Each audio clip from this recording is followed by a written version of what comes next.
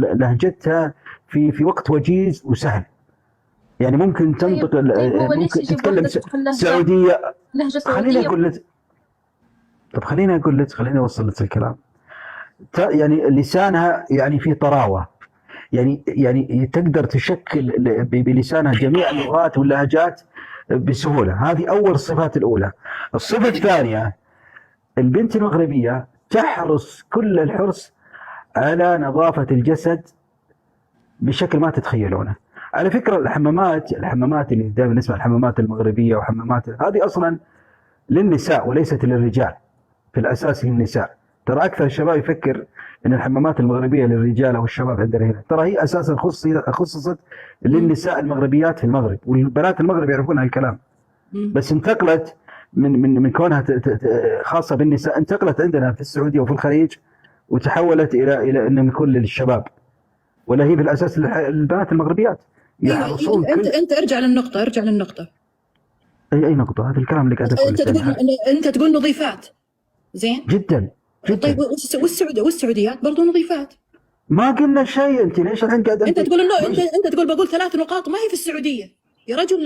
لا دقيقه، خليني اكمل بس. انت طلعت من موضوعك اللي هو يقول لك طب خليني السعودي والمغربيه، ما كلمك في السعوديه. طب خليني اكمل. لا تقارن. طب خليني انا اتكلم عن ان هي زايده عن السعوديه. هي خصص لهم حمامات خاصه في المغرب للبنات المغربيات المعروفه موجوده. ايوه اقول لك موجوده من زمان، يعني من فتره قريبه. البنت المغربيه كل يوم جمعه بالذات او يوم معين من الاسبوع هذا مخصص لبنات المغرب، يعني هذه الزاميه، هذا شيء مفروض عليهم فرض. طيب انت كلمنا انت عنك كرجل سعودي، انت كلمنا انت كرجل خليني اوصل انت قاعد توصل فكره. طب خليني، لا حول ولا قوه الا بالله. خليني اوصل الشغله الثالثه بعد اللي تتميز فيها البنت المغربيه. الشغله الثالثه، البنت المغربيه تمتاز انها لما تقدم الاكل على سفره الطعام تبادر بمساله الوقوف قبل لا تقدم على الجلوس. تقف قبل شيء لين ما ياكل الرجل. تدري ليش؟ علشان تشوف اذا كان الاكل هذا جاهز له ولا تاخذ من قدامه، وتروح تعيد اعاده كامله للاكل اللي طبخته. ممكن تعيد طبخه من جديد.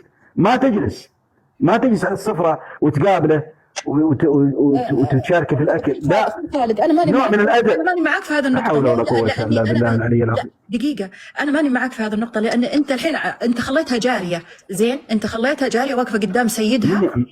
دقيقه.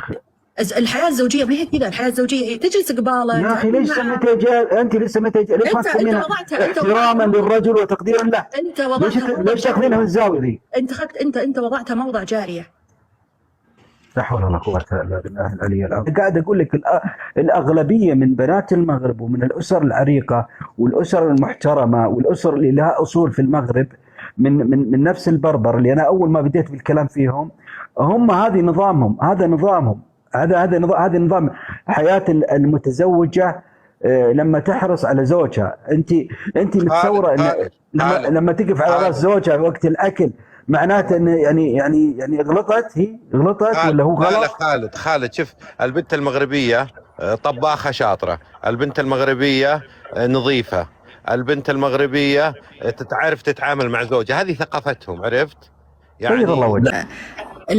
أنا قلت لك إن المرأة المغربية تحسن المعاشرة الزوجية، إنها فعلا تطبخ له، وإنها فعلا تدلعه، وإنها تقدم له كل ما يريد، لكن ما توقف على راسه، تجلس قباله، تعطيه اللقمة من يدها، تجذبه أكثر بإنها هي وجهه تاكل معه.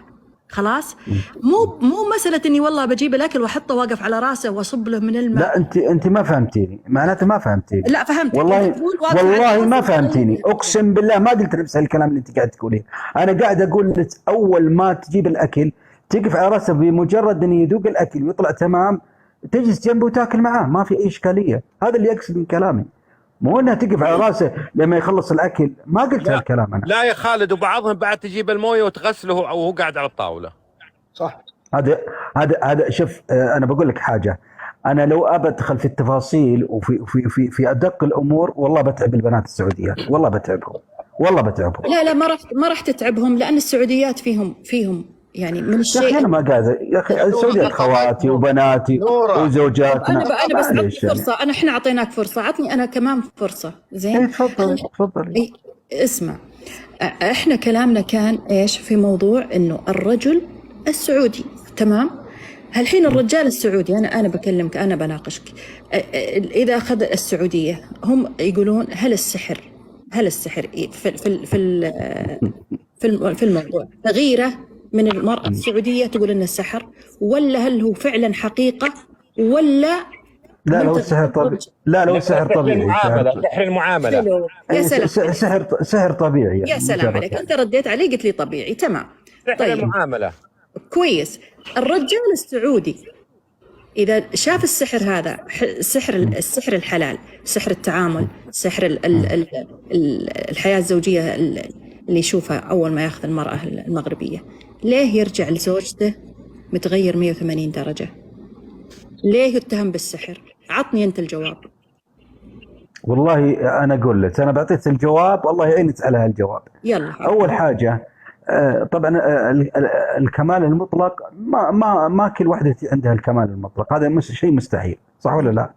لكن لما الانسان يتعايش مع واحده قاعده تاخذ كل الهموم من داخله، وقاعده تقدم له شيء من الاشياء اللي داخلها من الاهتمام والحرص ويعني والتبعل ومن الكلام الكثير، ويجي الوحده اول ما يدخل عليها يا طلبات، يا وش عندك، وش مسوي اليوم، ليش انت مشغول، ليش ما تجلس معانا، ليش انت كلها ليش ولا وينك، وين رحت، وش سويت، ولا تقول له مثلا يا اخي ترى اليوم والله لا تنكدت، اذا تنكدت اسمعوا يا شباب، اذا تنكدت والله الاكل اللي يتقدمه وياكل منه يحس بالنكد في طعم الاكل، اقسم بالله.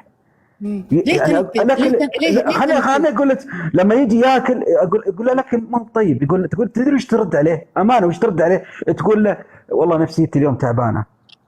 تخيلوا انعكاس النفسيه الخايسه على الاكل اللي قاعد ياكله. بينما المغربيه لما تيجي تسوي الاكل ما لها شغل في نفسياتها، توكله على حسب ما تشوف انه راح يرضى على قد الاكل اللي قاعد تقدمه، من نفس طيبه، من روح طيبه. طيب انت ما جاوبني. طيب انت ما جاوبت. والله قاعد اجاوب. نورة دقيقة. رجع اتهم بالسحر. السؤال نورة دقيقة. هذا موضوعنا. دقيقة. أنا لو أتزوج واحدة من جزر الوقواق وتعاملني باحترام وتعاملني بتقدير، تنسيني العالم كله لو إنه من جزر الوقواق. طيب. المعاملة يا جماعة معاملة سحر. طيب صادق والله انك صادق. انت الحين انسحرت خلاص، زين اوكي بالمعاملة. انت لا رجعت لزوجتك في البيت. ليه يرجع الرجال السعودي مقلوب 180 درجة؟ لأنه لقى شيء بحياته ما شافه. طيب ليه واحد طاح اللي في جنة ورجع للنار اللي كان عايشه قبل. يعني معناته انه السحر اللي مطروح الآن انه سحر التعامل. صحيح. صح، كلام صحيح. نورة هو ليش راح تزوج ثانية؟ طيب. ليش راح تزوج ثانية؟ يدور الراحة. طب خلاص، يعني انت الان انت موافقتنا في الكلام، معناته انت الان معانا، يعني انت كل كلامك الان. انا ماني ضدكم، انا كان موضوعي من البدايه انه المراه المغربيه تعاملها كويس، لكن الرجال يتهم بالسحر. اسمعني، احنا نتكلم بالسحر. ليش اذا رجع وقالوا له وشافوه متغير قالوا له مسحور؟ اي لما تغير لونه وتغيرت صحته وتغيرت نفسيته اكيد بيقولوا مسحور، لاني انا لقيت الراحه. طيب ليش انت ترجع لبيتك خلاص مهمل؟ ليش ترجع لبيتك متغير؟ ليش ترجع لبيتك ما توفق، ما تقرب المسافات؟ خلاص انت تزوجت وانبسطت، خلاص حاول انك تعيد النظر في علاقتك الزوجيه السابقه. نورة بقول كلمه بس، النورة اسمعيني يا نورة، والله شوفي، لو كل مرأة تعامل زوجها زي ما يتعامل البنت المغربية تتعامل مع اللي تعايشوا حياة الزوجية معها، أقسم بالله تنعكس الصورة اللي في المغرب تنعكس علينا هنا في السعودية. يصير بدل ما يكون في بنات المغرب ساحرات وكذا، بتكون البنت السعودية هي الساحرة. ليش ما انتم ليش ما تاخذون الشيء الجميل اللي عندهم وتطبقون على انفسكم؟ ايش اللي يردكم؟ ايش المشكله اللي عندكم؟ انت تعمم، لا تعمم. انا اقول لك حنا زين فيه الان فيه يعني السعوديات يعني تعاملهم ورقيهم في حياتهم. شوف النجاح اللي تشوفه انت الان.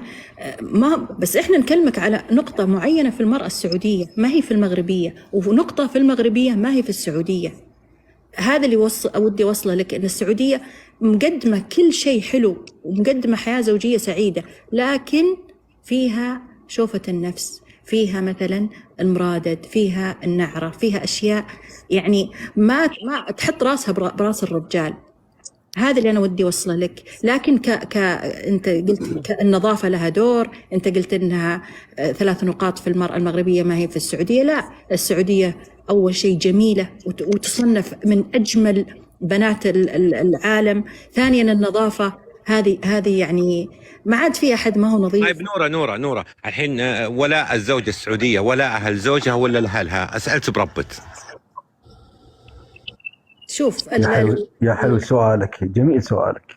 اي لا طبعا ودي اخذ سمو الاستاذ الباقي. حيكون 70 أو 60% لأهلها و40% لزوجها. لكن بعد ما تخلف ويجيها عيال زين حيكون ولاءها لعيالها وزوجها. طيب المغربية كم تعطينها نسبة؟ ولاءها 100%. طيب شفتي؟ شكرا خلاص، هذا المعلومة اللي جميلة ورب الكعب انك جميلة يا لا من طلعت في القسط نورة. ممكن اقول وجهة نظري ما يقومون فيها اي دولة ثانية. خلاص اتوقع اللي هي 40 يوم حقت الحمل. لا ما لها علاقة الولادة الا تقدر 40 يوم. لا الحين المرأة السعودية إذا وقفت زين مع الرجال وقفت إذا فزعت بكل شيء. والله ما ظنيت، بس مشي. والله لا لها وقفات زين ما يسوونها الأجنبيات. السلام عليكم. والله نورة أنا بأيدك بكلام. عليكم السلام. أنا بأيدك بكلامك. أنا أعرف واحد مطلق زوجته وانسجن ولا طلعه من السجن إلا زوجته وهو مطلقه من الوفاة. هذه قصة قديمة تتردد في ما لها علاقة. طيب ما ودنا نتبادل القصص. ممكن بس السلام عليكم أول شيء. عليكم السلام. لا معلش لحظة دقيقة لو سمحتي دقيقة. تفضل يا خالد قحطاني، تفضل. السلام عليكم. عليكم السلام ورحمة الله. حياك الله يا خالد، حياك الله. تفضل يا خالد. مساء النور. اخبارك يا خالد؟ طيب بخير الله يعافيك. يومك طيبين؟ كل شيء زين ابشر. انت اللي جبتني هنا يا خالد على فكرة. تستاهل، لانك عندي خافت ودي اجيب العالم كلهم ما قدرت. الله يسعدكم جميعا. الله يسعدك ان شاء الله، يسعد الجميع. طبعا سمعت كلامكم وزي كذا وهذه، وكل شخص له وجهة نظر، واللي نقول الله يستر بناتنا وبنات المسلمين اجمعين. سافرت دول كثيرة صراحة. انا اتكلم عن المرأة السعودية صراحة. لا اتكلم عن الموضوع. اذا اتكلم عن الموضوع ان السعودية اذا وقفت مع الزوج، واتكلم من واقع تجربة. طيب خالد مو بهذا موضوعي. انا ما احب احد يحول الموضوع. انا موضوعي هل ما يشاع في انه سحر، هل هو سحر حقيقي ام سحر عوامل اخرى؟ هذا الموضوع. بالنسبة للموضوع هذا فأنا أعتبره يعني بصراحة لا أحد يزعل لما أحد يتكلم عن سعر وما سعره، يعتبره إسقاط، اتهام لدولة معينة. غلط صراحة. ممتاز. في المغربيات، في كل الدول، في الصالح والطالح. ما نقول كلهم ملائكة، ولا نقول كلهم يعني ملكات جمال، ولا نقول كلهم مطيعات، ولا نقول كلهم، يعني كل بلد فيها الطيب والخيب على قولتهم. مستحيل اني اقيم المغرب على بنت واحده او السعوديه